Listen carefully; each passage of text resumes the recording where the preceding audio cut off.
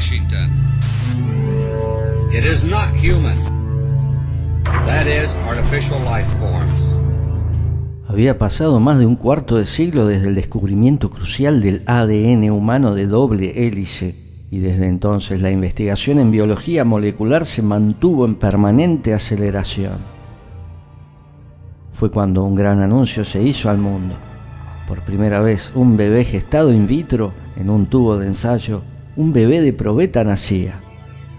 En ese momento, en los últimos años de la década de 1970, el doctor Peter Vetter, abogado y financista estadounidense, nacido en 1921 y fallecido en 1987, comenzó a grabar una serie de enigmáticas audiocintas en cassette, 81 en total de 1 hora cada una. Peter Vetter era consultor y había trabajado para varias compañías y bancos importantes, entre otros el Exim Bank de Washington. No solo trabajó en Estados Unidos, sino también en Europa y África. Él se había postulado para gobernador de West Virginia en 1968, pero había perdido y finalmente abandonó la idea de hacer política. Cuando los internautas entrado el siglo XXI descubrieron esta serie de audiocintas detallando muchas conspiraciones, dejaron a más de uno con la boca abierta. A tal punto que más de uno pensó que se trataba de una operación psicológica y que Peter Vetter nunca había existido, pero se comprobó que sí existió y las cintas son totalmente reales. Es que lo que contaba en ellas dejaba chiquito a Alex Jones o a David Icke.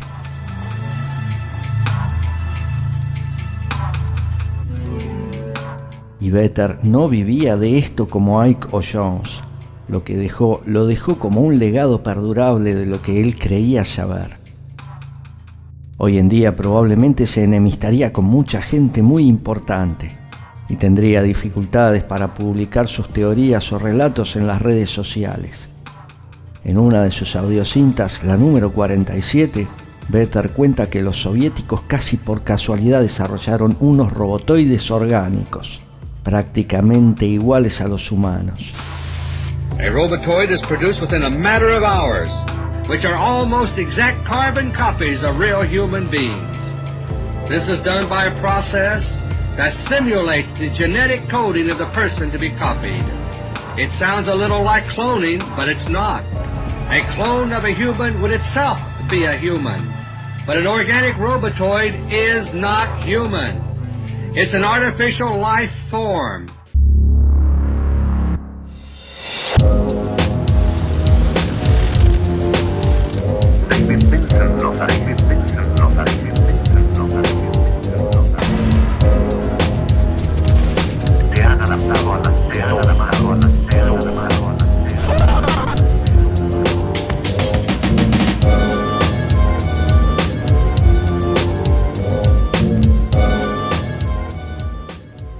En el audiocassette 47, Vetter señala que la información proviene de una alta fuente de inteligencia.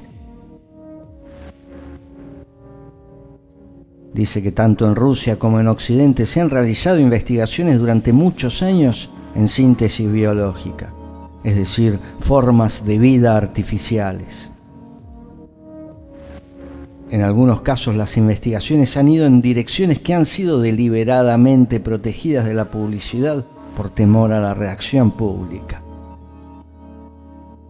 Según esta alta fuente de inteligencia, hacía algunos años en ese momento se había producido un avance sorprendente en Rusia, al que se referían como un descubrimiento providencial, algo que aprendieron casi por accidente. Descubrieron la clave para crear robotoides orgánicos. Un robotoide orgánico es un robot artificial.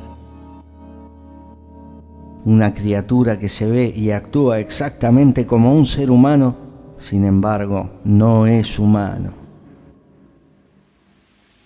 El robotoide está vivo en el sentido biológico, pero es una forma de vida artificial. Ellos responden a las pruebas médicas de rutina convencionales de la misma manera que lo hacen los humanos. Peter Vetter continúa asegurando que comen, beben, respiran, sangran si se cortan y además pueden morir.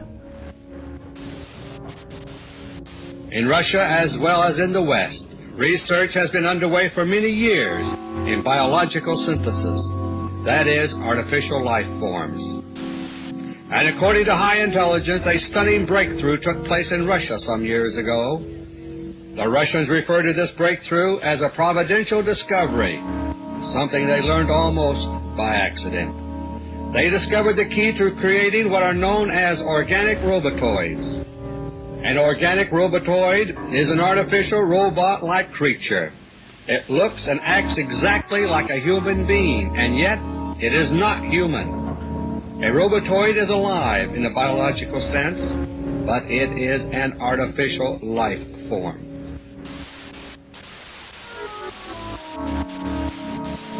Robotoids respond to conventional routine medical tests in the same way as humans do. They eat, they drink, they breathe, they bleed if cut, and they can be killed. Robotoids can also think, but they think only in the sense that a computer thinks. Like any other computer, the brain of a robotoid has to be programmed for each assignment it is given.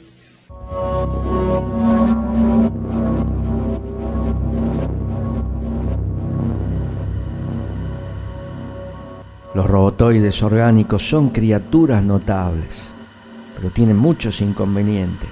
No crecen, no se reproducen. Deben fabricarse de a uno por vez en la forma deseada. También tienen una vida útil muy limitada, máximo meses, y algunos duran unas pocas semanas, dependiendo de cómo se utilicen. Esto se debe al hecho de que su metabolismo, aunque se parece al de los humanos, es muy ineficaz. Un robotoide se puede fabricar en muy poco tiempo, en cuestión de horas, pero después de unas semanas o meses, de pronto comienza a degenerarse física y mentalmente. Cuando eso ocurre, el robot debe retirarse del servicio. Para extender su vida útil tanto como sea posible, al robot habitualmente se lo enfría para ralentizar su metabolismo entre las diferentes asignaciones. Los robotoides orgánicos son criaturas extremadamente caras y problemáticas de producir y utilizar. Las capacidades robóticas no superan a las de los seres humanos. Solo lo que pueden hacer es simular a un ser humano. Pero eso es todo lo que necesita hacer. Para producir un robotoide orgánico es necesario tener un patrón que seguir. El patrón requerido es el de la genética, la codificación tomada de algunas células del cuerpo de un ser humano. En este sentido, la técnica rusa suena a clonación, pero esta técnica en sí misma no está relacionada con la clonación genuina.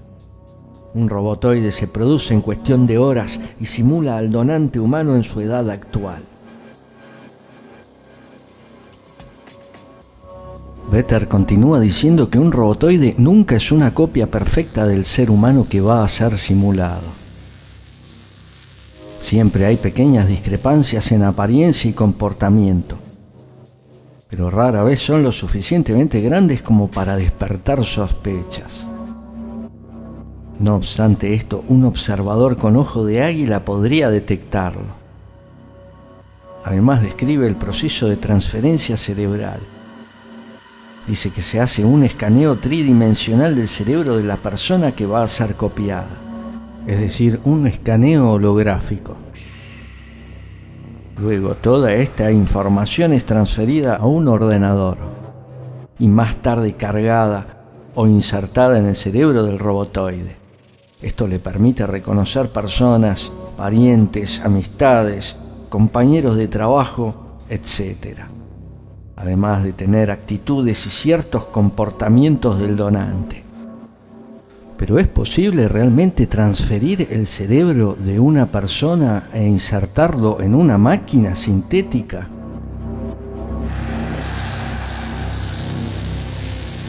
Hoy en día es posible y dentro de muy pocos años será una realidad. Ya se sabe que se pueden proyectar hologramas en el cerebro, pero esta tecnología está recién comenzando. El físico George Smoot explicó hace 4 años que el problema que tenían era que las personas debían estar al menos 2 días inmóviles, que es lo que tardaba el escaneo cerebral. Por esta razón no se hacía, pero anticipó que antes de 10 años el escaneo cerebral tridimensional completo tardaría solo 45 minutos. We could probably go ahead and map their entire brain and then just transform that map into a computer model. And we would have that person's mind downloaded into a computer. So this is coming, and this is coming soon, just like it's now possible for, on the order of 1,000 pounds, to get your DNA map. It's going to cost you something in years. It's going to be possible to download your brain into a computer for about 1,000 pounds, plus inflation.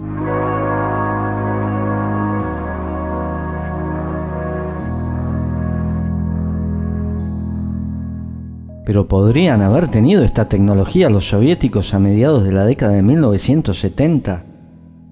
¿Cómo sabía Peter Vetter que todo esto era posible hace más de 40 años? Se sabe que agencias militares, de inteligencia y empresas que trabajan con ellas disponen de tecnología que décadas más tarde es liberada al público. Por ejemplo, Internet fue desarrollada en la década de 1960 por los militares. Pero no fue hasta 1985 que algunas universidades en los Estados Unidos dispusieron de redes que conectaban distintas unidades de trabajo, y más tarde, en 1995, se aprobó su uso comercial. Hoy en día la utilizan miles de millones de personas. De acuerdo a Peter Vetter, los soviéticos quisieron evitar que información al respecto se filtre a través de canales de inteligencia a los servicios norteamericanos. Sin embargo, igual llegó información parcial a las agencias de seguridad y a los Rockefeller. A principios de 1975 en Estados Unidos, los servicios ya sabían que los rusos habían creado con éxito al menos una robotoide orgánica en el laboratorio. Mientras tanto, en Estados Unidos se estaban coordinando febriles esfuerzos de investigación destinados a lograr la misma hazaña. Vetter dijo que la tecnología robotoide en los Estados Unidos estaba por detrás de la de Rusia, pero igualmente fueron utilizados por la alianza Rockefeller en alguna ocasión para reemplazar al presidente Jimmy Carter. Hoy en día sabemos que la vida sintética es posible. We're here today to announce the first synthetic cell, a cell made by starting with the digital code in the computer, building the chromosome from 4 bottles of chemicals, assembling that chromosome in yeast, transplanting it into a recipient bacterial cell, and transforming that cell into a new bacterial species. So this is the first self-replicating species that we've had on the planet whose parent is a computer. Pero ¿cómo sabía Peter Vetter que todo esto era posible hace 40 años? Vida sintética, mapeo holográfico del cerebro. Era como estar hablando de ciencia ficción muy futurista para ese entonces. Todo esto se menciona mayormente en una cinta, la 47. Las cosas que cuenta en el resto de las cintas también son igualmente increíbles. Pero ¿de dónde sacaba la información? ¿Es todo un invento de Peter Vetter? Si lo inventó todo, ¿para qué tomarse el trabajo de dejar 81 horas de cintas grabadas? En el año 1983 dejó de grabar cassettes por problemas de salud y finalmente murió en 1987.